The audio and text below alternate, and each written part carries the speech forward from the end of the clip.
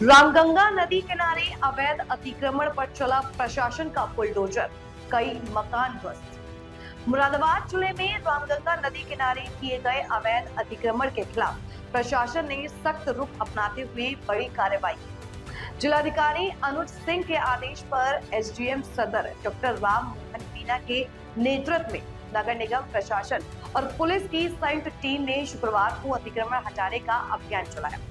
आपको बता दें कि यह कार्रवाई जामा मस्जिद क्षेत्र के आसपास की गई है। कार्रवाई के दौरान टीम ने बुलडोजर की मदद से कई अवैध निर्माणों को ध्वस्त कर दिया। रामगंगा नदी के किनारे लंबे समय से कुछ लोगों द्वारा अवैध रूप से मकान बनाकर कब्जा किया जा रहा था, जिससे नदी की जलधारा प्रभावित हो रही थी और बाढ़ की स्थिति में खतरा बढ़ रहा था। प्रशासन ने इससे पहले अवैध निर्माण करने वालों को नोटिस देकर निर्माण हटाने के लिए कहा था, लेकिन चेतावनी के बावजूद कोई कार्रवाई नहीं की गई। इसके बाद प्रशासन ने बलपूर्वक कार्रवाई करने का निर्णय लिया। मौके पर भारी पुलिस बल तैनात किया गया ताकि किसी प्रकार की बाधा उत्पन्न न हो। एसडीएम डॉक्टर राम मोहन मीना ने कहा कि रामगंगा नदी की भूमि पर किसी भी प्रकार का अतिक्रमण बर्दाश्त नहीं किया जाएगा। यह कार्रवाई आगे भी जारी रहेगी और जिन लोगों ने सरकारी भूमि पर कब्जा किया है, उनके खिलाफ कानूनी कार्रवाई की जाएगी।